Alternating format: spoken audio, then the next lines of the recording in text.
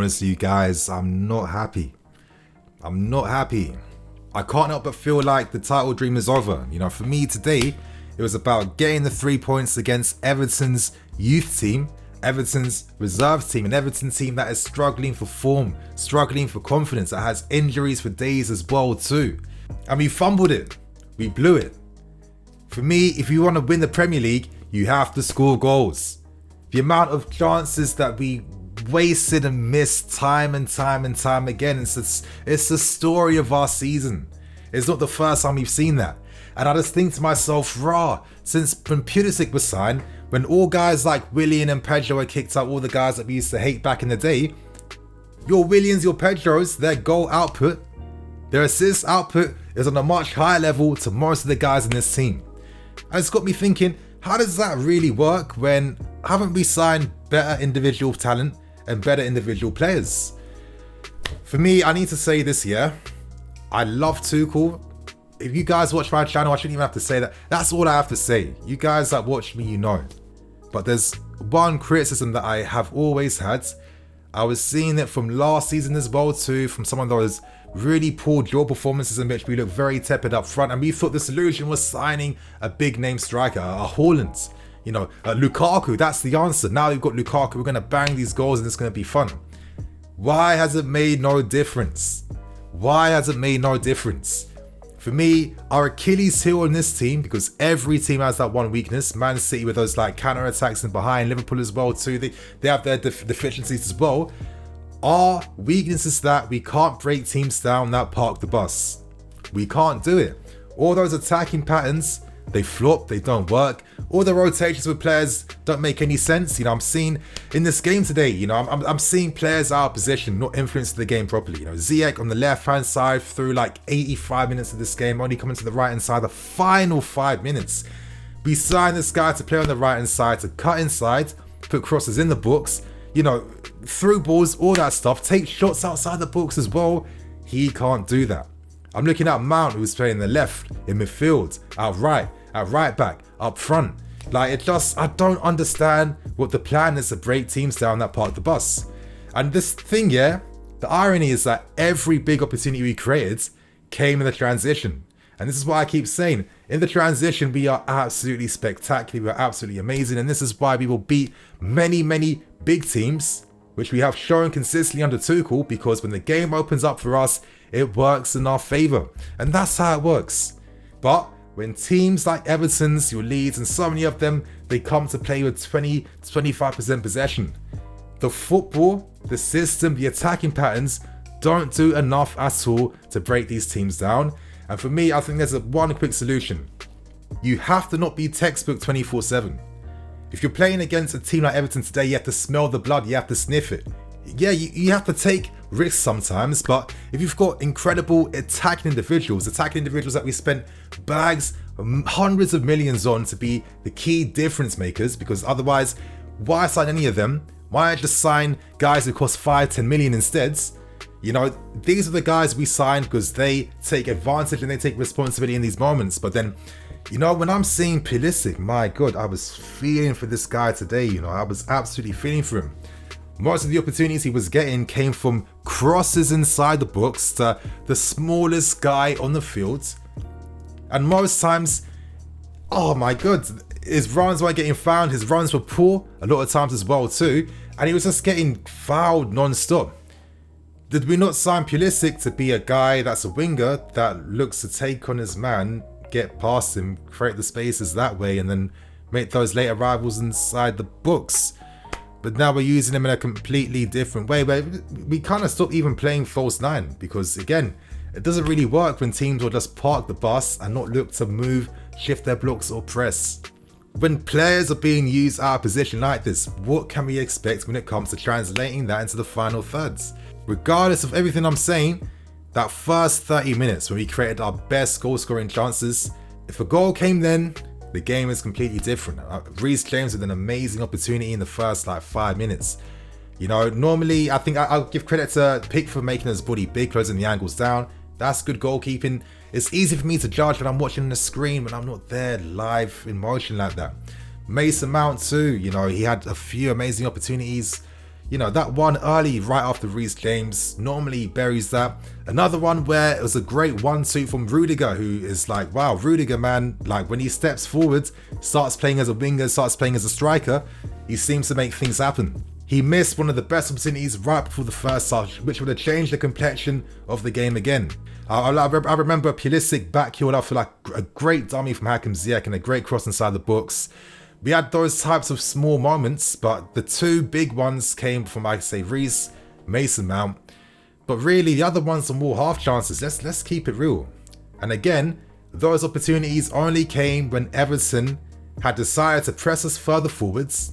Yeah, they were pressing us further forward, not applying any pressure to our defenders whatsoever throughout this entire game. And that was how we were able to play through them.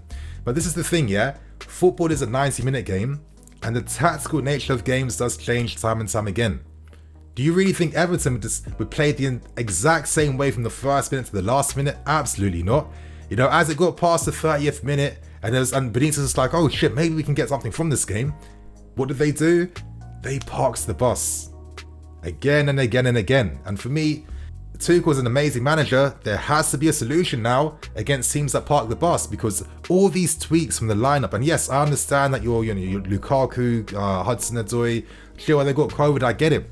Key guys are out, but considering the other talent we do possess, I still can't fully hold on to the fact that that's the reason why we didn't get the result today, because even if they played, would it have made a difference? I don't think so. So for me, I have to see Tuchel adapt things and change things, especially against the smaller teams, when we should be getting the points against them.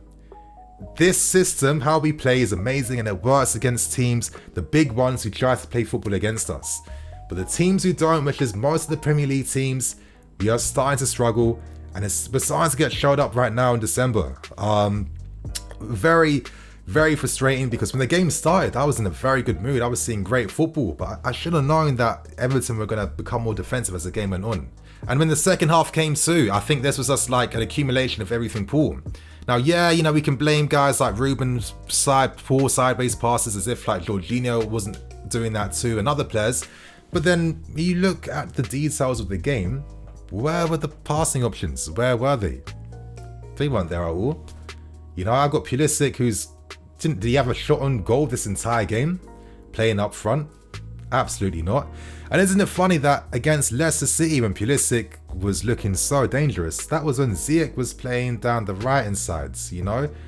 But Ziyech was on the left-hand side the whole game, not really able to get into the game at all. Why did Tuchel decide that was the best use of the player? These are the things I need answers for. I want a discussion on these types of things. I'm talking about Pulisic, who's not dribbling past man. Ziyech is not being that creative force we know he is. You know, Mount playing everywhere and anywhere. The only guy who's good enough to actually even get the system. But on top of that, we've seen Kai struggle, Werner struggle, Lukaku struggle. What is the link for all these struggles? That second half was poor. You know, there's small details though. Like when I was seeing, for example, Alonso, like some of our best opportunities that second half came from the corners, and there were only 2 corners in particular. And is it any surprise that our most dangerous corners came from the out-swinging cross instead of the in-swinging cross from Marcos Alonso? I have to ask Tuchel, why is Alonso taking the set pieces on the left-hand side, and why is it near post when we never score from there, when all the goals we were scoring from set pieces came from out-swinging ones, which came from Mounts and other players like that? Why did that stop for no reason? I don't understand. What, to be better defensively? Listen, it's the Premier League. Sometimes you have to let your players go for it and take advantage. We know that if we take the leads, we can sit back. That's how you do it. It shouldn't be that hard, in my opinion. But that's what I mean. It's those types of details, and it's like, is it any surprise why we don't get the results in the end? I look at the subs as well too. Listen, I'm not going to be here getting angry at Tuchel for the subs he made. We understand the team on the bench. We had the option to use 9 subs. We could only use 8, with 2 of them being 2 goalkeepers and Kepa and Bettinelli. Of course, Alonso and Ruben had to come off because we are thread thin in left wing back and in midfield. And who comes on? Barkley, Saul, who did absolutely nothing, and Saul actually costing us with that terrible set piece defending. And then when I was seeing him play today, I was seeing this guy play up front. I was seeing him play in midfield. I'm seeing players playing in 3 or 4 different roles how many times per game? And it comes across as a bit desperate to me sometimes. You know, Saul, the amount of hate I got for informing people that it's not the same Saul you know, because I waste my time watching fucking football. I waste my time watching football. It's not the same guy. And at the time, people are telling me, oh, it's only a loan signing, it's not a big deal. Not a big deal. As if you don't have to rely upon a player like this during your season. Of course, it's a big deal. Any player you bring in has to do something. We're at a top 4 level. And what did he show? Absolutely nothing, which has been the story of the season. We're paying this guy 200 bags a week for what? Because Scott McCacken decided that Tchouameni, for some reason, even though he won Young Player of the Season award, has been absolutely spectacular, wasn't ready for God knows how what, but had all the confidence in the world to go for Saul. It's not working, it's not making sense. And then, to top things off, you guys, when I was streaming the game too, I was just like, listen, we normally get screwed over from set piece moments like this, random ones where teams will just have one best shot on target and score against us, and it happened again because Saul, of course, wasn't on point, and this is the details of the game. And what was our best chances after that moment? Barely anything. What was the patterns of play to break Everton down? It wasn't there, and if you can see it, please let us know in the comment section. But you guys, if you're going to play like this, you're not winning no Premier League titles. Listen, sometimes games are difficult. No team wins every game by playing their best, beautiful football, but you have to let your players cook and take responsibility sometimes. And if you're going to consistently not get the best out of your attacking players that are the most expensive part of this team, then what are we really expecting? Yeah, if you want to see a Q&A live stream, let me know in the comments. Like this video as well too. And on that note, I'm EFC, this is Blue Lions CV. Catch you guys later with some more videos. Cool.